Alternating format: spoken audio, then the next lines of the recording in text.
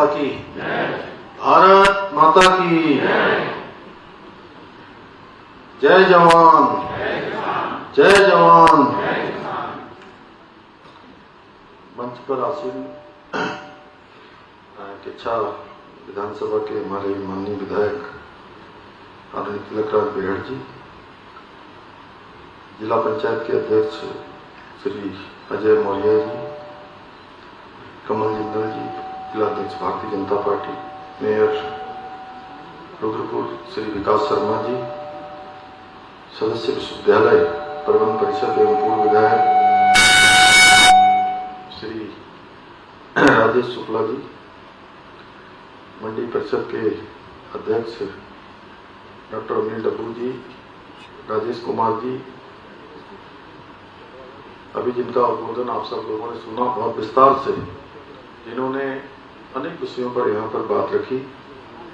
पंतनगर कृषि विश्वविद्यालय के कुलपति डॉक्टर मनमोहन सिंह चौहान जी, डॉक्टर जितेंद्र क्वात्रा जी और 119वें अखिल भारतीय किसान मेले एवं कृषि उद्योग प्रदर्शनी के अवसर पर आए हुए सभी हमारे वैज्ञानिकगण, पंतनगर विश्वविद्यालय के सभी हमारे विद्यार्थीगण और अनेक स्थानों से यहाँ पधारे किसान भाइयों एवं बहनों और साथ में हमारे बहुत सारे क्षेत्रों में जिनको विशिष्टताएं प्राप्त हैं, ऐसे सभी अतिथिगण, मीडिया के हमारे सभी मित्र, मैं सबसे पहले तो आप सभी का आज इस अखिल भारतीय किसान मेले एवं कृषि उद्योग प्रदर्शनी के अवसर पर मैं आप सभी का हृदय से स्वागत करता हूं, आप सबका अभिनंदन करता हूं। मेरे लिए भी अत्यंत हर्ष का विषय है कि आज मुझे इस शानदार कार्यक्रम के माध्यम से, इसमें अभी हमारे कुलपति महोदय बता रहे थे कि 350 से भी अधिक अलग अलग प्रदर्शनियां लगी हुई है, अलग अलग स्टॉल लगे हुए हैं। इस मेले के माध्यम से आप सभी अन्नदाताओं के बीच में उपस्थित होने का शुभ अवसर प्राप्त हुआ है। मेरा मानना है कि इस प्रकार के आयोजन हमारे किसान भाइयों के लिए बहुत महत्वपूर्ण, उनके लिए एक मंच प्रदान करते हैं और तमाम प्रकार की जो कृषि के क्षेत्र में होने वाले नवाचार हैं, नए अनुसंधान हैं, नई जानकारियां हैं, उन सब से हमारे किसान भाइयों को परिचित होने का अवसर ऐसे मेले प्रदान करते हैं। क्योंकि यहाँ पर एक ही स्थान पर हमारे किसान भाई बहन जो आधुनिक कृषि तकनीकें हैं, उन्नत बीज हैं, नए कृषि यंत्र हैं, उनकी भी जानकारी प्राप्त कर सकते हैं। इसके अलावा उन्हें कृषि विशेषज्ञों से भी सीधे संवाद करने का और परस्पर अनुभवों को साझा करने का मौका मिलता है। मुझे पूरा विश्वास है कि इस मेले में प्रदर्शित आधुनिक तकनीकें, नवाचार हमारे किसान भाइयों के लिए बेहद लाभकारी होंगी और काफी उपयोगी उनके लिए साबित होंगी। मेरे किसान भाई बहनों, आप लोग देश के अन्नदाता ही नहीं हैं, बल्कि देश के वीर सैनिकों के भांति हमारे देश और समाज के असली नायक हैं, जो लगातार अपना खून पसीना बहाकर लोगों को अन्न उपलब्ध कराने का काम करते हैं। और आपकी मेहनत से, आपकी लगन से और समर्पण से ही हमारा देश, प्रदेश समृद्ध बनता है। और आपकी यही मेहनत और समर्पण आज देश को समृद्ध बनाने में बहुत महत्वपूर्ण योगदान दे रहा है। और 2047 का जो आदरणीय प्रधानमंत्री श्री नरेंद्र मोदी जी का विकसित भारत का संकल्प है, उसमें हमारे किसान भाइयों की बहुत बड़ी महत्वपूर्ण भूमिका होने वाली है। आज भारत का किसान बहुत ताकत से अपना काम कर रहा है और किसानों की ताकत से भारत आगे बढ़ रहा है। क्योंकि जब कोई खेत समृद्ध होता है, खेत अच्छा होता है, तो गांव समृद्ध होता है। और जब गांव समृद्ध होते हैं तो देश स्वतः ही समृद्धि को प्राप्त हो जाता है, स्वतः ही देश आगे बढ़ जाता है। यही कारण है कि आज आदरणीय प्रधानमंत्री जी गांव, गरीब और किसान को देश की आत्मा मानते हुए संकल्पित होकर अन्नदाताओं की आय को दोगुना करने तथा उनके जीवन स्तर को ऊंचा उठाने के लिए निरंतर कार्य कर रहे हैं। आज देश भर के लगभग 10 करोड़ किसानों को किसान सम्मान निधि योजना के माध्यम से आर्थिक सहायता मिल रही है। और कल ही देखा होगा आपने, आसाम से आदरणीय प्रधानमंत्री जी ने पूरे देशवासियों के खातों में अन्नदाताओं को बड़ी सौगात देते हुए किसान सम्मान निधि की 22वीं किस्त जारी की गई है। और किसान सम्मान निधि के अंतर्गत हमारे राज्य उत्तराखंड के भी 9 लाख से अधिक अन्नदाताओं को सीधे उनके बैंक खातों में इस सम्मान राशि प्राप्त हुई है। इसके साथ ही प्रधानमंत्री जी ने और आदरणीय कृषि मंत्री श्री शिवराज सिंह चौहान जी ने अभी जंगली जानवरों से किसानों की फसलों की सुरक्षा के लिए पहली किस्त के रूप में हमारे राज्य को भी 25 करोड़ रुपए की धनराशि अभी 2 दिन पहले ही जारी की गई है। मैं आदरणीय प्रधानमंत्री जी को, आदरणीय कृषि मंत्री जी को धन्यवाद देना चाहता हूं। आज आदरणीय प्रधानमंत्री जी के नेतृत्व में जहां एक और सभी प्रमुख फसलों पर एमएसपी में अभूतपूर्व वृद्धि करके किसानों को उनकी फसलों का उचित मूल्य प्रदान किया जा रहा है, वहीं प्रधानमंत्री फसल बीमा योजना के माध्यम से किसानों को प्राकृतिक आपदाओं, खरपतवार, फसल रोगों आदि से होने वाले नुकसान के लिए सुरक्षा कवच भी प्रदान किया जा रहा है। इतना ही नहीं, मृदा स्वास्थ्य कार्ड योजना के द्वारा मिट्टी की वैज्ञानिकों द्वारा जांच कर किसानों को पोषक तत्वों की कमी और उर्वरकों की जानकारी दी जा रही है। इतना ही नहीं, आज किसान मानधन योजना के माध्यम से किसानों के लिए पेंशन की व्यवस्था सुनिश्चित की गई है। वहीं दलहन आत्मनिर्भरता मिशन, बागवानी विकास मिशन, कृषि यंत्र अनुदान योजना, बूंद बूंद सिंचाई योजना और डिजिटल कृषि मिशन जैसी अनेक पहलों के जरिए किसानों को सशक्त बनाया जा रहा है। इतना ही नहीं, किसान क्रेडिट कार्ड की सीमा को 3 लाख रुपए से बढ़ाकर 5 लाख रुपए किया गया है, जिससे किसानों को खेती के लिए अधिक वित्तीय सहायता मिल सके। यही नहीं, आज एक और जहां प्राकृतिक खेती को बढ़ावा देने के लिए सिंचाई सुविधाओं के विस्तार और आधुनिक कृषि तकनीकों के विकास पर विशेष ध्यान दिया जा रहा है, उन योजनाओं को सशक्त बनाया जा रहा है, सरल बनाया जा रहा है। वहीं कृषि क्षेत्र को और अधिक सशक्त बनाने के लिए लगभग 14,000 करोड़ रुपए की लागत से 7 नई परियोजनाओं की शुरुआत भी की गई है।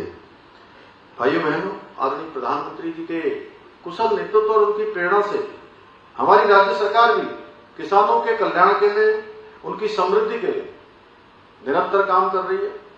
जहां एक और राज्य में किसानों को 3 लाख रुपए का ऋण बिना ब्याज के हम उपलब्ध करा रहे हैं, वहीं कृषि उपकरण खरीदने के लिए फार्म मशीनरी बैंक योजना के माध्यम से 80% तक की सब्सिडी भी प्रदान कर रहे हैं। यही नहीं, हमारे किसानों के हित में नहरों से सिंचाई को पूरी तरह से मुक्त करने का काम किया है। साथ ही हमने किसानों की आय बढ़ाने के लिए पॉली हाउस निर्माण के लिए भी 200 करोड़ रुपए की राशि का प्रावधान भी किया है। मुझे ये बताते हुए अत्यंत हर्ष हो रहा है कि इसके अंतर्गत अब तक राज्य में लगभग 115 करोड़ रुपए की सहायता से करीब 350 पॉली हाउस स्थापित किए जा चुके हैं। इसके अलावा गेहूं खरीद पर किसानों को 20 रुपए प्रति क्विंटल बोनस दिया जा रहा है और गन्ने के मूल्य में 30 रुपए प्रति क्विंटल की वृद्धि भी की गई। आप सबको पता है कि उत्तर प्रदेश, जो कि हमारे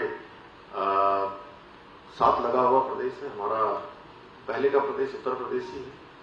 और कभी कभी बात होती है किसी मंच पर, तो जब लोग उत्तर प्रदेश, उत्तराखंड इधर की बात करते हैं, तो मैं कहता हूं कि मेरे तो सारे सर्टिफिकेटों में, चाहे वो बर्थ सर्टिफिकेट हो, चाहे शिक्षा का कोई सर्टिफिकेट हो, उन सब में उत्तर प्रदेश ही लिखा गया है। और मुझे लगता है मंच पर में जितने लोग बैठे होंगे, अधिकांश की पढ़ाई लिखाई के और एक हमने और तो वहां से हमने 5 रुपए अधिक गन्ने का मूल्य यहां देने का भी हमने निर्णय लिया था। डबल इंजन सरकार बनने के बाद किसानों के खातों में डीबीटी के माध्यम से रिकॉर्ड भुगतान किया गया है। इसके अतिरिक्त जो कि हमारे राज्य में, जैसा अभी वाइस चांसलर साहब कह रहे थे यहां से, कि यहाँ की भौगोलिक परिस्थितियां बहुत कठिन है, चुनौतीपूर्ण है। जहां हमारे पास तराई भी है, पहाड़ भी है, भावर भी है, अलग अलग प्रकार की जो भौगोलिक स्थिति है, उसके कारण से हमको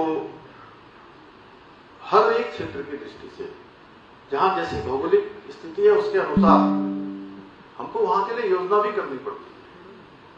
उसके अनुसार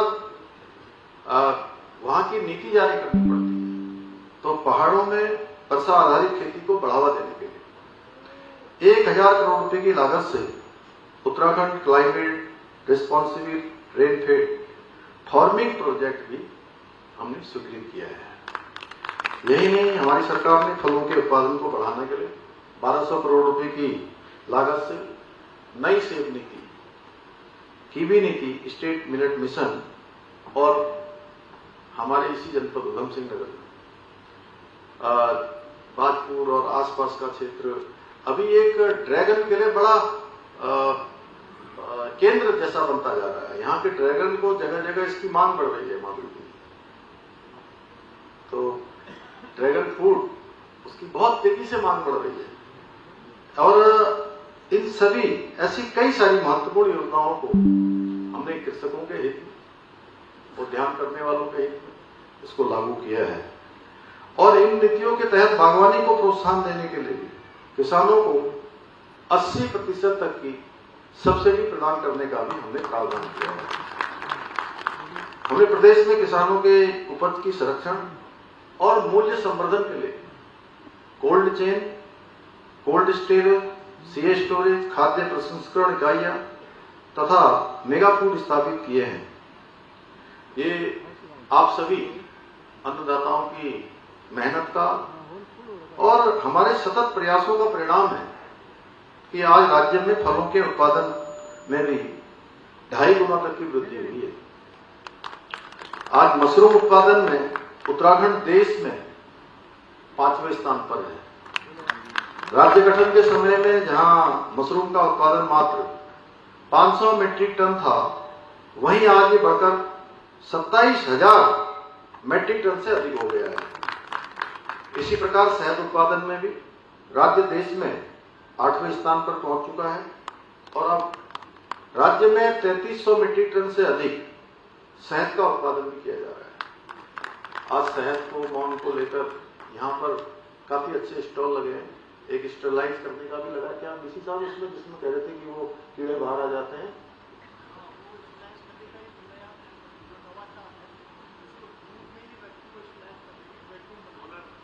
मैं आप सबसे अनुरोध करूंगा कि वो इसके बाहर स्टॉल लगा हुआ है जो मौन पालन का है, शहद आगे बढ़कर उसको आप लोग अवश्य देखें, क्योंकि हमारे राज्य में मौन पालन और शहद की बहुत संभावनाएं हैं, बहुत हमारे पोटेंशियल है। और मैं एक छोटा सा उदाहरण आपको बताता हूं, क्योंकि मैं भी एक किसान भी हूं, मैं एक फौजी का बेटा भी हूं, सैनिक का पुत्र भी हूं और किसान पुत्र भी हूं। दोनों ही एक साथ ऐसा संयोग है। आपने देखा होगा पिछले साल मैंने रुपाई भी लगाई थी और मैंने हल भी चलाया था, पटेला भी लगाया था। तो इसलिए ये जो किसानों से संबंधित तमाम प्रकार के जो ये काम होते हैं, ये करने में और इसको जानने में मेरी सच में बहुत इच्छा रहती है, बहुत रुचि है। मैं बचपन से ही जो है अब पंतनगर में तो पढ़ने का सौभाग्य मुझे शुक्ला जी नहीं मिला आपकी तरह, लेकिन मैं बचपन में जब कक्षा 6, 7, 8 में पढ़ता था, लोहिया हेड में नगरातराई के जो लोहिया हेड है, जहां पर हमारा यूपीएससी का उत्तराखंड जल विद्युत बोर्ड का एक स्कूल होता था, उसमें मैंने पढ़ाई करी। तो हम लोगों को सिखाया गया कि कैसे वो काट के जो है जैसे बरसात आने से पहले क्या करते हैं, उसको काट देते हैं ना किसी गांठ को। जैसे कोई भी लकड़ी का, आम का पेड़ है, अमरूद का पेड़ है, या किसी सहतूत का पेड़ है, उसकी जामुन लगाते हैं ना, वो कलम करते हैं, कलम। तो वो कलम हम लोग करते थे, उसमें बहुत ज्यादा साधन संसाधन नहीं होते थे, तो उसको छिल देते थे। छिल के उसमें गोबर इत्यादि लपेट के, थोड़ा मिट्टी गोबर सब मिला के, और उसको कपड़े से बांध देते थे। और बरसात होती थी तो उसमें जड़ निकल जाती थी। अब ये बहुत पुरानी तकनीक हो गई, अब तो नई नई तकनीक आ गई। और लोग कह रहे होंगे कि पंतनगर विश्वविद्यालय जो कृषि का दुनिया का सबसे अच्छा विश्वविद्यालय है, जहाँ पर एक से एक शोध अनुसंधान होते हैं, ये मुख्यमंत्री जो है कहाँ की बात कर रहे हैं। तो ये बहुत पुरानी बात मैं आपको बता रहा हूँ, लगभग 35-40 साल पहले, 40 साल पहले। तो इसी प्रकार से शहद, जो मैं असली बात आपको बताना चाह रहा हूं, शहद के उत्पादन का हमारे यहाँ बहुत स्कोप है। अभी पिछले 3 सालों से, 3-4 सालों से मुख्यमंत्री आवास में जो देहरादून में है, वो औपचारिकता बस पहले शुरू के साल में, मुझे अब 5वां साल होने वाला है, पूरा 5वें साल में हो गया आप सबके आशीर्वाद से। तो पहले साल में तो निकल गया। तो वो उन्होंने 5 डिब्बे रखे, मौन के केवल 5 डिब्बे वहां रखे। तो उसमें 2 बार शहद निकला और अच्छा खासा शहद निकल गया। मैंने काफी लोगों को दिया भी उस शहद, मैंने कहा सबका बनाइए। फिर अगले साल से मुझे खुद रुचि हुई, मैंने कहा इसके बगल में उत्तराखंड कृषि विभाग का उद्यान भी है हमारे बगल में, पर बहुत सारे हॉर्टिकल्चर का, और बहुत सारे चूंकि पेड़ पौधे उसके अंदर भी बहुत हैं। आम का आजकल बोर आया हुआ है, लीची का आया हुआ है, अन्य फूल बसंत के बाद काफी खिल जाते हैं। तो मैंने उनको कहा कि आप 25-30 लगाइए। पिछले साल मैंने कहा 25-30 लगाइए और मैं देखूंगा, और वो 3 बार लगाया। मुझे लगता है कि 500 किलो के करीब शहद वहीं से निकला। और उसके बाद मैं इस बार उस गांव में गया जहां मैं पैदा हुआ, सीमांत क्षेत्र पिथौरागढ़ का, कनाली चिना से बिल्कुल, वो भी नेपाल बॉर्डर में, संयोग से वहां भी नेपाल बॉर्डर, यहाँ भी नेपाल बॉर्डर, वहां काली गंगा, यहाँ सरयू और शारदा, नहीं शारदा बाद में बनती है, काली, सरयू और काली मिलकर यहाँ शारदा हो जाती हुई। तो यहाँ भी ऐसे ही बॉर्डर और वहां भी ऐसे ही बॉर्डर। तो मैंने वहां कहा कि जाके हॉर्टिकल्चर डिपार्टमेंट के लोगों को कि देखिए कितनी अपार संभावना है यहाँ एग्री टूरिज्म की, हॉर्टी टूरिज्म की, और मौन पालन की, तमाम प्रकार की कीवी है, अदरक है, हल्दी है, एक से एक जो चीजें हो सकती है। मैं इतना सब मुझे बताने का केवल मेरा एक ही उद्देश्य है कि मैं डीसी साहब ये चाहूंगा आपसे, मेरा निवेदन है कि मैं एक उस गांव का उदाहरण मैंने इसलिए दिया कि ऐसे गांव हजारों हैं उत्तराखंड में जहां अपार संभावनाएं हैं। अगर उन पर हमारे कृषि वैज्ञानिक यहाँ से अनुसंधान करें, यहाँ से शोध करें, तो सच में जो विकसित भारत का संकल्प बहुत जल्दी हमारा पूरा हो जाएगा, और हमारा उत्तराखंड उसमें बहुत बड़ा योगदान देगा, एक अच्छा खासा योगदान। जैसे अभी विधानसभा का सत्र चल रहा था, और पिछले लगातार 6 दिनों तक बेहड़ जी और थोड़ा कल पहले आ गए थे वैसा, क्योंकि इनको आना था, और रात को चलाया लगभग 1 बजे तक, कल भी सत्र चलाया। तो 6ठे दिन तक लगातार चला। अगर सत्र की अवधि को देखेंगे घंटों के हिसाब से, तो मुझे लगता है कि ये सत्र सर्वाधिक चलने वाले सत्रों में से एक होगा।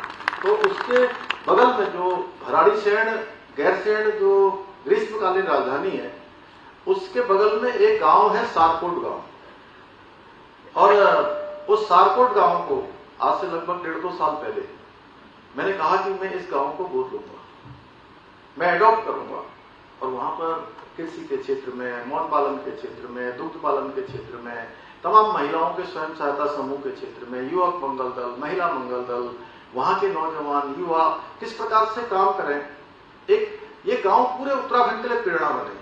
सच में आप सबने कभी उधर जाना हो चमोली की तरफ, तो उस गांव को जरूर देखें। और मैंने हमारे जिलाधिकारी जी से कहा था, कहीं 3 होंगे यहाँ पर, तो पिछले साल की हम अपने यहाँ के सीडीओ, सभी जनपदों के सीडीओ जाकर उस गांव को देखकर आए, किस प्रकार से वो गांव आज एक मॉडल बनता जा रहा है। तो ऐसी बहुत सारी अपार संभावनाएं हमारे राज्य के अंदर हैं। आज शहद उत्पादन में हम पूरे देश में हम 8वें स्थान पर पहुंचे हैं। 8वां स्थान पूरे देश के अंदर है। और अब राज्यों में 3300 मीट्रिक टन से, हमारे राज्य में 3300 मीट्रिक टन से अधिक शहद का उत्पादन अभी किया जा रहा है। और आज बागवानी के समग्र विकास के लिए हम जापान के सहयोग से 4 जनपदों में 526 करोड़ रुपए की लागत से उत्तराखंड एकीकृत औद्यानिकी विकास परियोजना भी संचालित की जा रही है।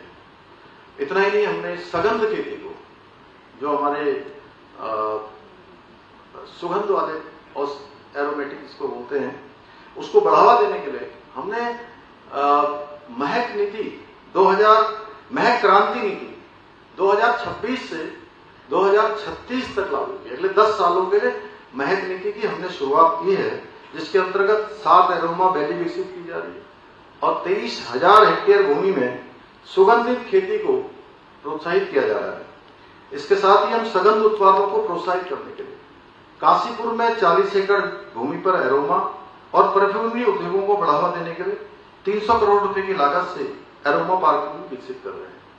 यही नहीं, हम अपने हाउस ऑफ हिमालयाज ब्रांड, उसका नाम तो आप सब लोगों ने सुना होगा, अब तो मेरे ख्याल से हर एक के उस पर आ गया है कि हाउस ऑफ हिमालय ब्रांड हमारे राज्य का एक इंटीग्रेटेड ब्रांड हो गया, जिसके अंतर्गत सभी उत्पाद, हमारी महिलाओं के द्वारा बनाए जाने वाले उत्पाद, हमारे छोटे उद्यमियों के द्वारा बनाए जाने वाले उत्पाद, सेल्फ हेल्प ग्रुप के द्वारा बनाए जाने वाले उत्पाद, वो सब हाउस ऑफ हिमालय ब्रांड के माध्यम से, जो हमारे राज्य का मिलेट है, स्थानीय कृषि उत्पाद है, इन सभी को राष्ट्रीय अंतर्राष्ट्रीय स्तर पर पहचान दिलाने की दिशा में इसके माध्यम से कार्य किया जा रहा है। और हमारे इन्हीं प्रयासों का परिणाम है कि हम किसानों की आय को वृद्धि करने में भी देश भर में हमको इसमें भी पहला स्थान प्राप्त हुआ है। हमारे प्रयासों को सराहा गया है। भाइयों बहनों, हाल ही में हमने प्रदेश का समग्र विकास सुनिश्चित करने के लिए, और जिसमें सत्र की बात कर रहा था, वो सत्र आज ही 14 तारीख को ही संपन्न हुआ, क्योंकि 1 बज गया था, 1-1:30 बजे संपन्न हुआ है। तो उसमें 1,11,000 करोड़ रुपए का ऐतिहासिक बजट भी हमने प्रस्तुत किया है, जिसमें किसानों के कल्याण के लिए, कृषि क्षेत्र के विकास के लिए भी कई महत्वपूर्ण प्रावधान उसमें किए गए हैं, ताकि हमारे अन्नदाता भाई बहन भी समृद्ध बन सके, सशक्त बन सके, आगे बढ़ सके। उसमें कृषि क्षेत्र के समग्र विकास के लिए हमने 24 करोड़ रुपए से अधिक की व्यवस्था की है। मुख्यमंत्री राज्य कृषि विकास योजना के लिए 20 करोड़ रुपए, फसलों की सुरक्षा घेरबाड़ के लिए 20 करोड़ रुपए अलग से, मिलेट मिशन के लिए 12 करोड़ रुपए, स्थानीय फसलों को बढ़ावा देने के लिए 5 करोड़ रुपए से अधिक की राशि रखी गई है। इसके अलावा हमने बजट में किसान पेंशन योजना के लिए 12 करोड़ रुपए से अधिक का प्रावधान किया है। और पशुपालकों की बात करूं तो हमने इस बार के बजट में ट्राउट मछली प्रोत्साहन योजना के लिए करीब 40 करोड़ रुपए, मुख्यमंत्री मत्स्य संपदा योजना के लिए 12 करोड़ रुपए, दुग्ध मूल्य प्रोत्साहन योजना के लिए 32 करोड़ रुपए, और एक हमने और भारत सरकार के साथ समझौता किया, जिसमें ITBP, जो हमारे राज्य के भारत तिब्बत सीमा जो पुलिस है, जो हमारे राज्य पर अनेक स्थानों पर काम करती है, चाहे वो हमारा जोशीमठ का क्षेत्र हो, उत्तरकाशी का हो, या पिथौरागढ़ का सुदूरवर्ती क्षेत्र मिलम से लेकर हमारा आदि कैलाश झौलीगांव तक का क्षेत्र है, उस क्षेत्र में ITBP को भी हम जीवित भेड़, बकरी तथा कुक्कुट आपूर्ति और सब्जियां हम उनको सीधे सीधे उनको दे रहे हैं। इस योजना के लिए भी 3 करोड़ रुपए से अधिक की व्यवस्था की है। इसके अलावा हमने बजट में दीनदयाल उपाध्याय सहकारिता किसान कल्याण योजना के लिए 42 करोड़ रुपए और हाउस ऑफ हिमालयाज के लिए 5 करोड़ रुपए का प्रावधान किया है। भाइयों बहनों, भी बहुत सारा है। मैंने थोड़ा सा किसानों के सेक्टर में कुछ प्रमुख चीजें मुझे लगा कि आप सबकी जानकारी में होना चाहिए कि हम किसानों के लिए ये प्रयास कर रहे हैं, लगातार अन्नदाताओं को प्रोत्साहित करने के लिए, उनको आगे बढ़ाने के लिए, उनके शोध के लिए, अनुसंधान के लिए। अब चूंकि ये जो ITBP के साथ हम ये फल, सब्जियां, कुक्कुट, मुर्गी, मछली ये सब देते हैं, तो इसमें बहुत हमको सीधे उनसे हम बेचते हैं उनको और हमको पैसा मिलता है, लेकिन उस योजना को चलाने के लिए भी पैसा चाहिए। कुछ समय तक पैसा अगर नहीं मिल रहा है तो किसान भाइयों को उससे पहले उसका भुगतान हो जाए, उसके लिए धनराशि का हमने प्रावधान किया है। भाइयों बहनों, मैंने सभी कार्य यूं ही नहीं गिनाए, बल्कि इसलिए बताए हैं क्योंकि हम सभी के लिए गर्व का विषय है कि आज देश का हमको ऐसा नेतृत्व मिला है जिसने गांव, गरीब और किसान को अपने शासन की प्राथमिकताओं में अगर किसी को सबसे ऊपर रखा है तो हमारे अन्नदाता भाई बहनों को रखा है, हमारे नरेंद्र मोदी जी ने। यहाँ उपस्थित अधिकांश किसान भाई बहन इस बात के साक्षी हैं कि बीते 11 वर्षों में जब से मोदी जी ने देश की बागडोर संभाली है, किसानों के कल्याण की दिशा में जितना कार्य हुआ है उतना देश की आजादी के बाद कभी उतना काम नहीं हुआ। और पहले की सरकारों में आपको पता है कि एक प्रधानमंत्री जी खुद ही स्वीकार करते थे कि दिल्ली से 1 रुपया भेजते हैं और धरातल पर पहुंचते पहुंचते वो 15 पैसे रह जाता है, यानी कि 85 पैसा बीच में ही गायब हो जाता था, बिचौलियों के हाथ चला जाता था, कमीशन के हाथ चला जाता था। परंतु आज किसानों और गरीबों से जुड़ी हुई प्रत्येक योजना का लाभ सीधे उनके बैंक खातों में आता है, उस पर कोई बिचौलिया टाका नहीं डाल सकता। आज के अवसर पर मैं आप सभी किसान भाई बहनों से ये अपील करता हूं कि आप नई नई कृषि तकनीकें अपनाएं, कृषि में नए प्रयोग करें और हमारी सरकार के द्वारा चलाई गई सभी योजनाओं का आप भरपूर लाभ उठाएं। और मैं ये भी कहूंगा, जैसे क्या होता है कि बीसी साहब का निमंत्रण आ गया, विश्वविद्यालय का निमंत्रण आ गया, डीन साहब का निमंत्रण आ गया, हम सब आ गए, हमने मेला देखा और हम मेला देख के वापस चले गए। इतने भर से काम नहीं चलेगा। यहाँ पर पूरे वर्ष भर संगोष्ठी होती है, यहाँ पर संगोष्ठियां होंगी, लगातार चलेगा, लगातार बड़े बड़े वैज्ञानिक आएंगे, नए नए अनुसंधान, नए नए शोध, उन सब की जानकारियां देंगे। आप उस संगोष्ठियों में संवाद के आप हिस्सा बने, उसमें सम्मिलित हों, आप अपनी जागरूकता पैदा करें, रुचि पैदा करें कि कैसे और अच्छा हम कर सकते हैं। जो फसल हम परंपरागत रूप से लगा रहे हैं उसके अतिरिक्त और कैसे और अच्छा कर सकते हैं। अगर आपके अंदर रुचि आएगी तो मैं समझता हूं निश्चित रूप से फायदा होगा। हमारी सरकार आपके साथ कंधे से कंधा मिलाकर खड़ी है और भविष्य में भी हम आपके हितों के लिए, आपकी समृद्धि के लिए पूरी प्रतिबद्धता के साथ कार्य करते रहेंगे, क्योंकि हमारे अन्नदाता किसानों की समृद्धि हमारे प्रदेश और देश की समृद्धि की आधारशिला है। मुझे पूरा विश्वास है आप सभी के सहयोग से हम उत्तराखंड को देश का सर्वश्रेष्ठ प्रदेश बनाने के हमारे विकल्प रहित संकल्प को पूरा करने में अवश्य सफल होंगे। इसी विश्वास के साथ आप सभी इतनी भारी संख्या में यहाँ आए हैं, इसके लिए मैं आप सबका पुनः दिल की गहराइयों से धन्यवाद करते हुए अपनी बात को समाप्त करता हूँ। धन्यवाद।